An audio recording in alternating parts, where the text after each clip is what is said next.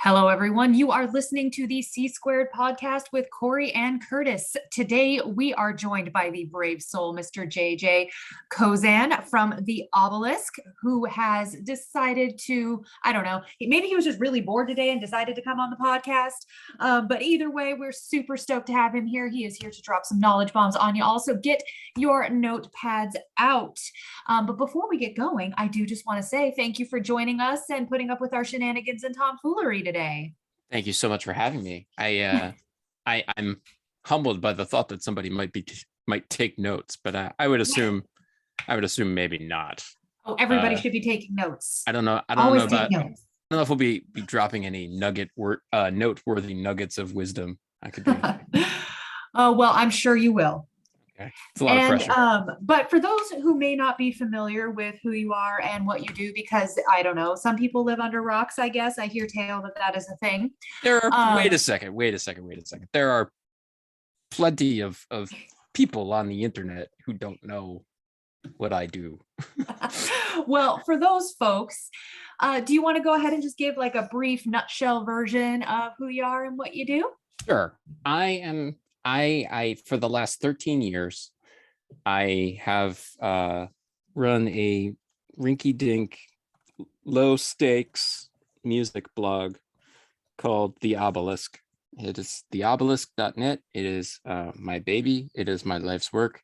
It is not a very popular website, but they're in a sort of niche within a niche community of heavy underground music. It is reasonably well regarded, and I am incredibly thankful for that.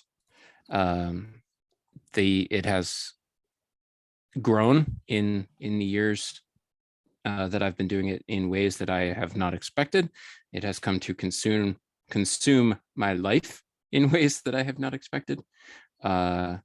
But it is an outlet for me to write, basically, for me, and to talk about music and share music, which is what I love to do.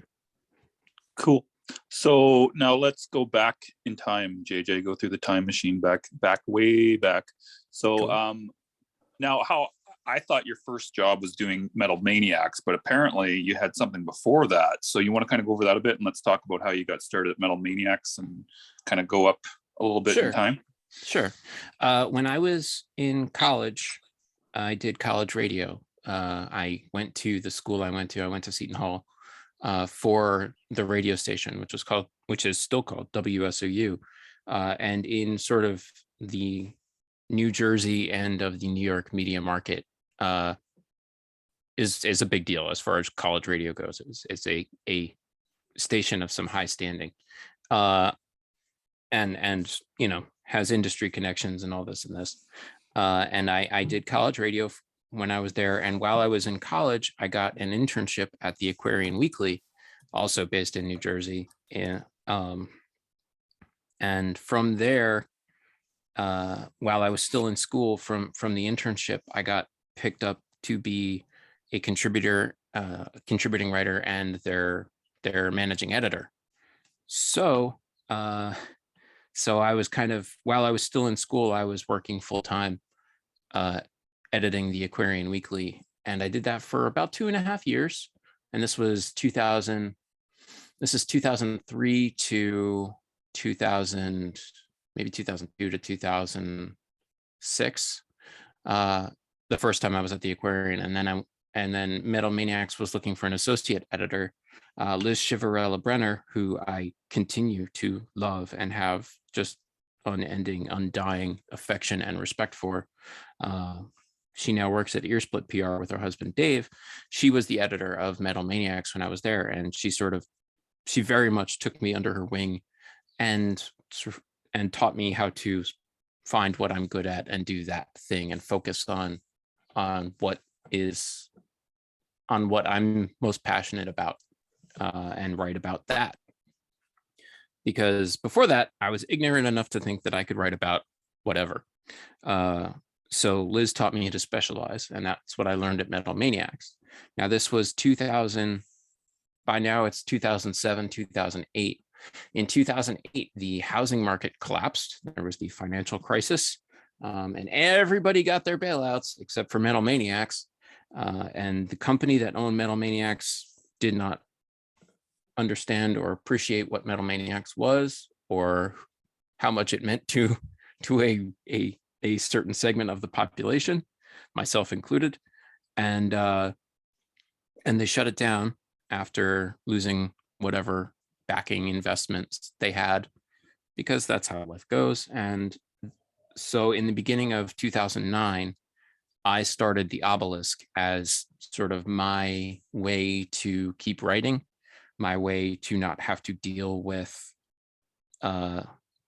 print, with dealing with print media. I was really burnt out on the music industry. I was really disappointed in the way that my career, such as it was, had sort of turned out. And I was really upset at sort of dealing with sales and dealing with ads and all that kind of politicking that goes into commercial publishing. So I took my stack of CDs that were waiting for reviews, and I took them home, and I started the Obelisk. I had a friend named Slevin who set me up with a WordPress site that I still use, and it's been going ever since. Cool. Awesome. And so just kind of going more in depth into the Obelisk, you guys have a very kind of specific niche on the types of bands that you like to feature and the types of artists you like to feature. How do you find which bands to cover, and what do you consider like an Obelisk band? Well, it's just me. I mean, on the site, it's so it's just my own, something that hits me, basically. I don't have time to cover nearly as much as I would like to, which is something I sort of fight myself on regularly.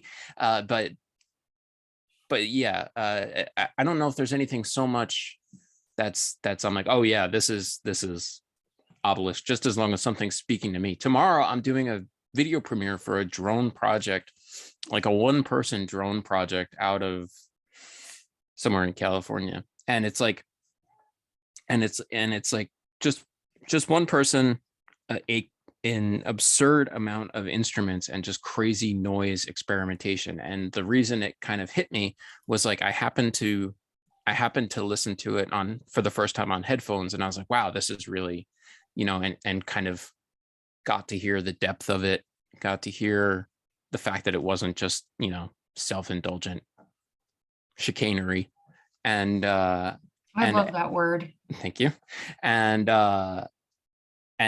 so, I'm writing about that because it just kind of got me at just the right moment, at just the right second to hit me just right. So some of it is that at this point, 13 years on, there's a decent amount of stuff I feel obliged to cover,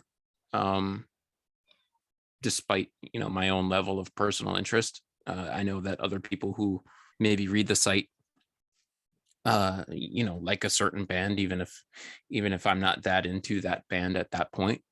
But mostly it's just what speaks to me. If I hear something else. I just bumped a premiere actually to Monday for a band who hit me up out of nowhere. The contact form on the site sent me their record, and it's like super mellow, psyched out, trippy stuff, half folk but half rock. Just real sort of mellow, laid back vibes, and but heavy, but with a tonal presence to be heavy. And I don't know who they are. I don't know where they're from, barely. But I was like, you guys are really cool. Can I, you don't have any audio out yet. Can I do this with this announcement? And they were like, yeah, sure. So it's really just that. It's really just something that lands just right. It's more gut than brain, although sometimes most of the, ideally it's more gut than brain, I'll say. Well, what wouldn't be an Obelisk band then if it's kind of like on your own judgment? Something too overtly commercial.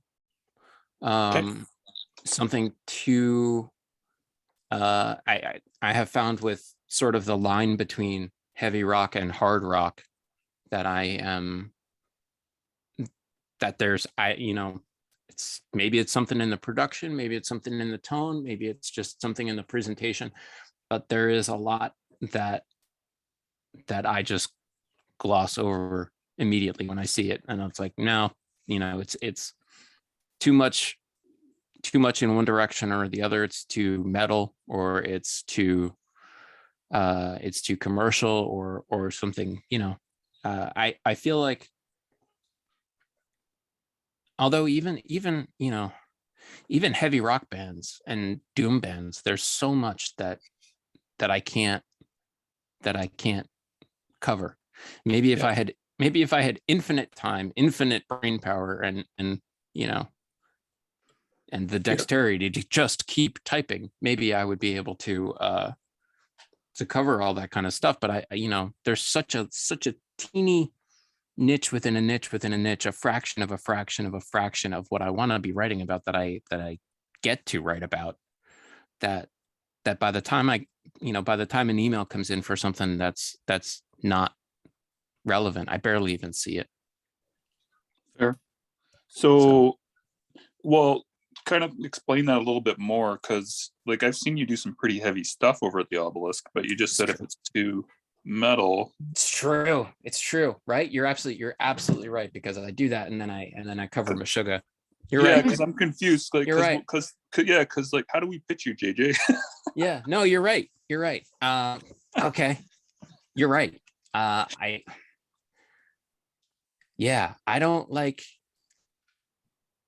don't like Phil Anselmo. Fair.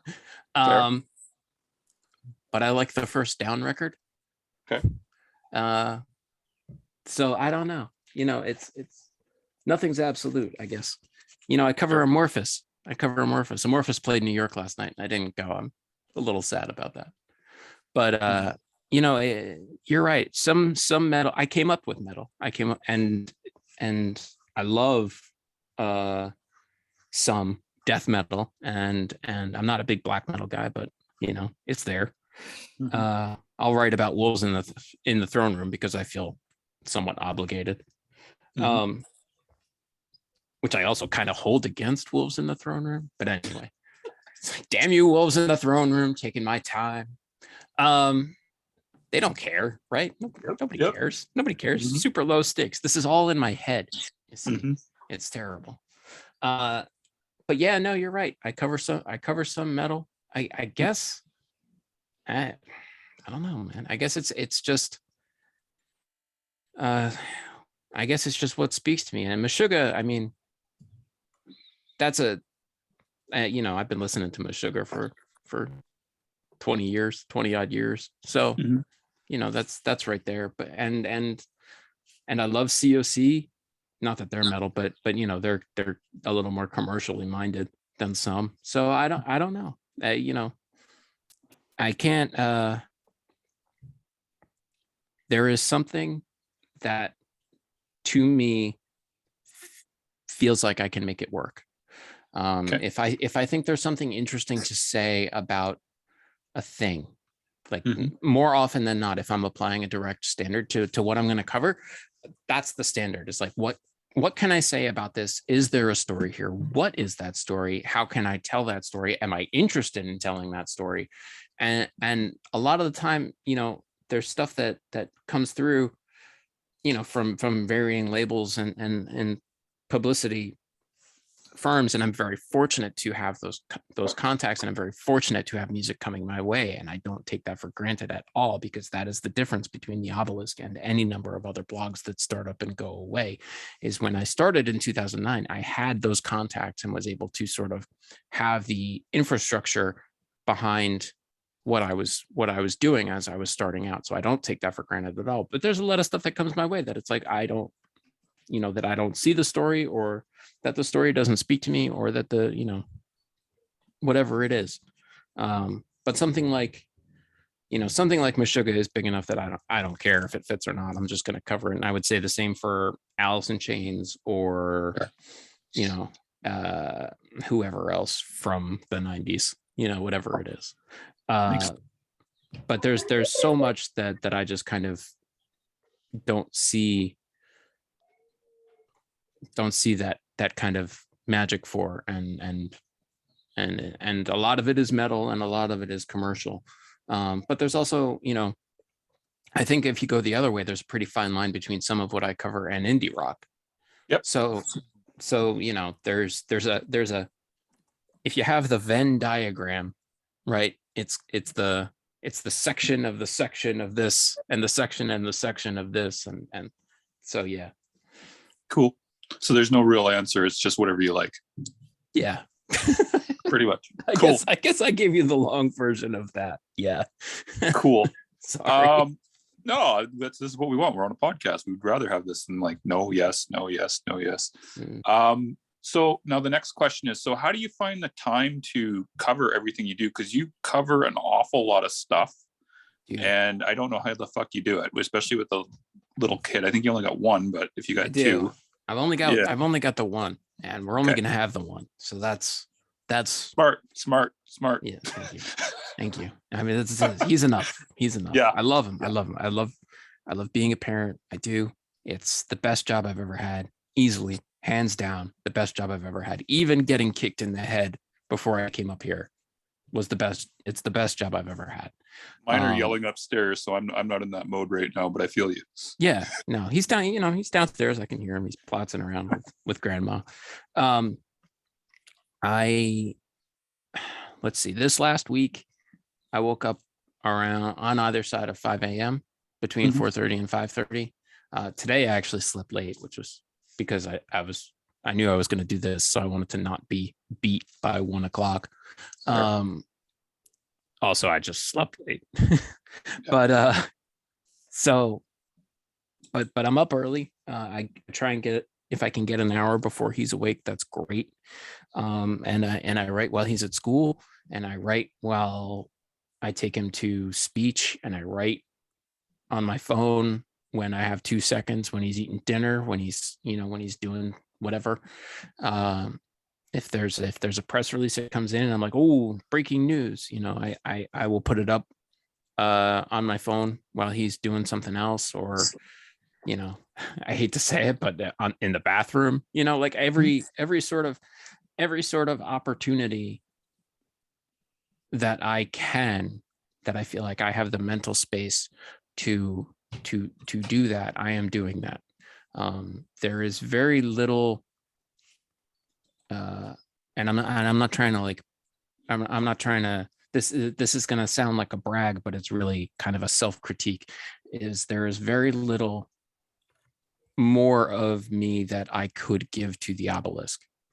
I have to sort of, there are times where I have to sort of step back and balance and look at the balance that between the rest of my life and this site, because the truth of the matter is, I've never been paid to do this. I'm never going to be paid to do this.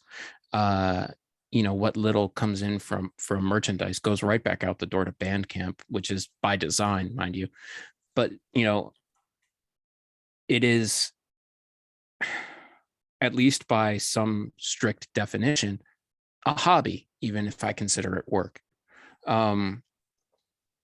So I have to sort of look at that every now and then and think about sort of how small stakes it all is compared to something like reading to my son, compared to something like, and needing to make this appointment for him to do something, or whatever it is, compared to that kind of thing. Like and Jesus, daily remind myself, like, this is a thing, but also you have the rest of this going on, and we, even in scheduling this interview, my wife is at a meeting on campus, because my wife is a college professor. I'm very fortunate that I do not work in the in the out of the house sense. Yeah. But my wife has a meeting on campus and I had this interview. And so what there was so much juggling between her schedule and my schedule. And thank goodness my mother was able to come and solve that problem. But it was, we were back and forth and back and forth. So, I try to sort of ride that balance as best I can and do as much as I can whenever I can. That's the short answer. But there is a point at which any given day my brain just peters out. And some days that's early, some days that's later. But guaranteed you're going to hit that point. And sometimes, that's I enjoy feeling like I have done all I can do at any given point, even as sometimes I'm frustrated not being able to do more. Yeah. So, I guess the short version is I do the best I can to do as much as I can when I can. You do an awful lot, that's for sure. I try. Like an awful lot. I'm trying. I'm Yeah. trying. I'm out there. I'm trying. I think I had a 10 post day like a week and a half ago, and Oh, that's absurd. But I'm trying to do whatever I can. So fair enough. after this, I'm going to sneak in a couple minutes to do a video premiere for somebody. So it's like, I'm plotting. I got That's it. actually a great segue into our next Yep. question. Yeah. That was like perfect. So there's been kind of a trend with a lot of publications steering away from premieres, but you're sticking with them. Like, so do you feel that premieres still have value to like sites and bands and everything like that? Or do you feel like they're kind of running their course and something you may steer away from in the future? I don't know. I don't know. I'm happy when someone thinks enough of my work to let me stream an album with a review, or a video or whatever it is. I have, I don't really follow numbers, and I don't really follow other blogs at all. So or other sites. Like I don't, whoever it is, I don't read other sites. So I just kind of do what feels right to me. For if premieres are stopping, well, that's fine. I've got stuff lined up into June.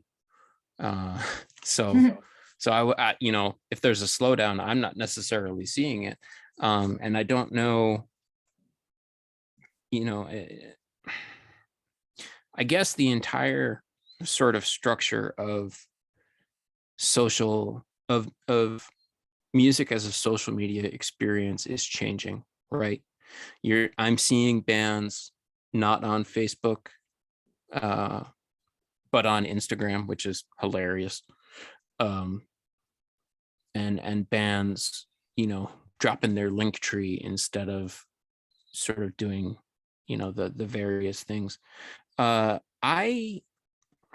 don't know. I guess there are probably bands on TikTok by now, but I'm not about to start reviewing records on TikTok. It's just not what I'm interested in doing. I'm interested in writing. And to be honest with you, at the end of the day, like if it's a premiere, it's something that I want to write about, that's great. If it's not a premiere and it's something that I want to write about, well, I'm still going to write about it.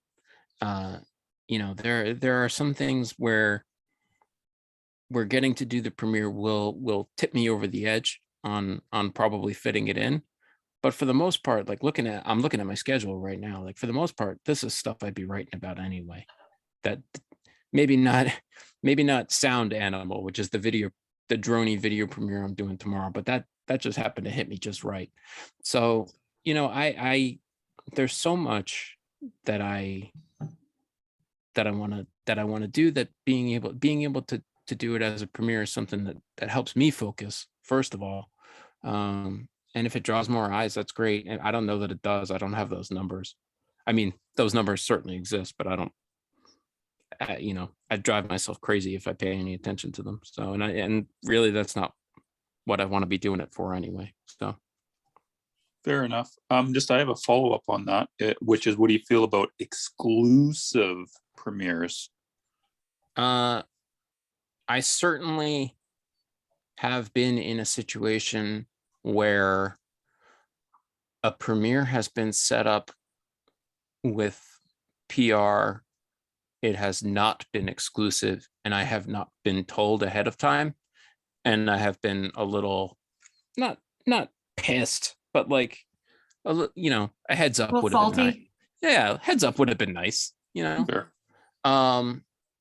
But really it doesn't go beyond my opinion on it doesn't go beyond that. The internet is huge and full of people doing exactly the thing I do in varying languages, in varying places, coming from varying experiences. So, and that's before you even get into online magazines that have a full staff and whatever else. So, I don't mind if there's a premiere in another language. It really is a case of like, it doesn't matter that much. It really, like, the world will go on if I'm doing an exclusive premiere of whatever it is. The world will go on if someone else has it too, in German or some other language or whatever it is, or even if it's on Metal Injection or whoever it is, anything like that. It doesn't really bother me as long as I know the deal. Yeah. So it's communication is the key part. Yeah, absolutely. I mean, you have to know that's PR, right? I mean, you know everything it's all communication. So that's where I land. Yep, fair enough. Corey, did we have any follow-up questions? No, but I do have another one that is off topic. Sure. Sweet. That's the best kind.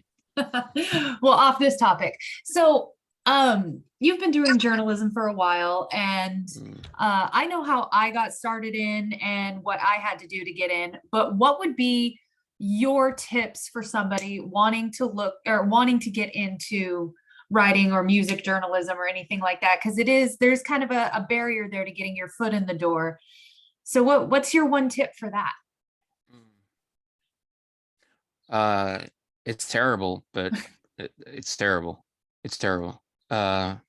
It's terrible. If somebody was, I mean, okay, right. Let's say I'm talking to a made up young person who's like, I'm going to be a music journalist.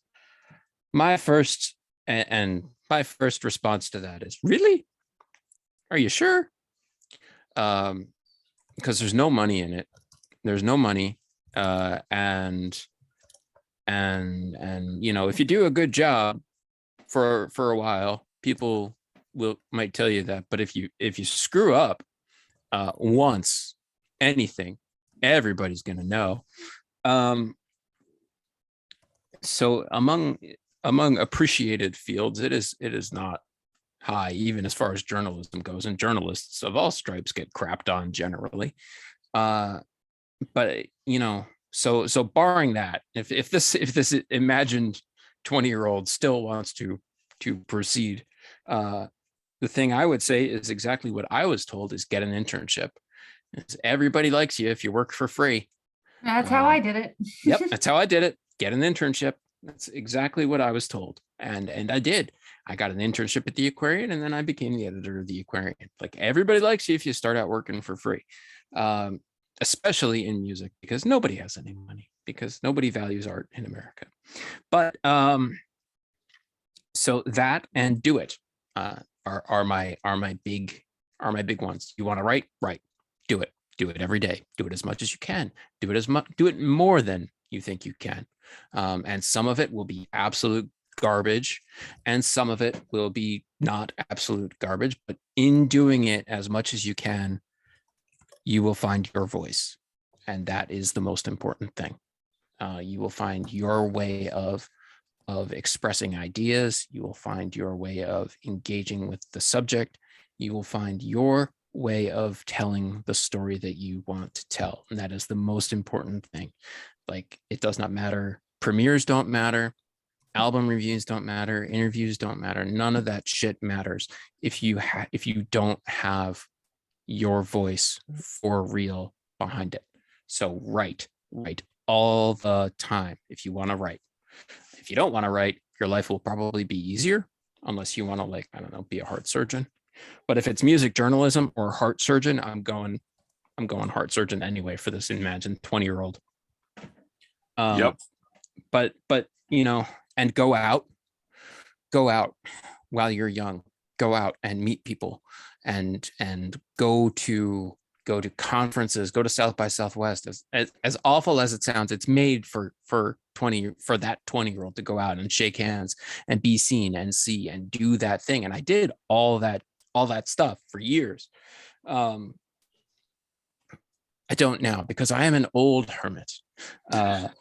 But you know, I did all that stuff for years, and what that's doing is laying the groundwork for you being a person, for you being present in the field. I hate to say it, but it's, you know, it's true of music journalism as much as it's true of anything. You have to show up and go to shows and meet bands and meet labels and meet PR people and meet promoters and all that stuff. It's all part of the thing. But the most important thing is to write. So I got one last follow-up, unless Corey does, which is, so do you have any advice for people that are wanting to start a blog, or is it similar to what you just said? Nah, just do it. Just do it. My advice is have a mobile friendly theme for your blog, right? So it shows up nice on a phone, because I don't. And God, it's Divi is a great one, folks. Just tossing that out there if you want to start a blog. Divi is one of the best themes, and it's so freaking easy to use if you're building a WordPress blog. Sorry, just a little knowledge bomb there. Yep, Divi. It is. I have like a lifetime license to one. Nice. And it is like my favorite theme on the planet. Look at that. That looks, yeah. Okay. It's sexy, isn't it? It's a great theme. It looks nice. It looks nice. It's a nice looking theme, I gotta say. And it's easy to make mobile friendly layouts. You know, the whole problem, the look of my site drives me nuts, because in 2008, 2009, well, it was, you know, semi-relevant. It was dated even then, but like, yeah, now everything I do is so set up in that theme that I worry if I change the theme, if I change the actual look of the site, the whole thing, I'm going to lose 13 years worth of layout. So it's, yeah, I have yet to pull the trigger on a new theme, but one of these days. What was the follow-up question? Well, advice for people starting up a blog, or if it was the same as what you had for writing. Oh yeah, just do it. Cool. Just do it. You know, any barrier to entry, at least as far as the writing goes, is self-imposed. You know, ultimately someone will decide how involved they want to be in the social aspects of the industry, of the field they're doing. And that's true in music as well as anything else. You know, any situation, regardless of how corporate it is or whatever. But as far as starting a site, if you want to do that, you should already be doing it. Like, I shouldn't even have time to tell you to do it. It should already be done. Cool. Awesome. Do you have any final words you want to say before we wrap up? Just thank you so much, Curtis and Corey, for having me. I very much appreciate the chance to talk. This was great. Thank you, guys. You are very welcome. And with that, party on, Corey. Party on, guys.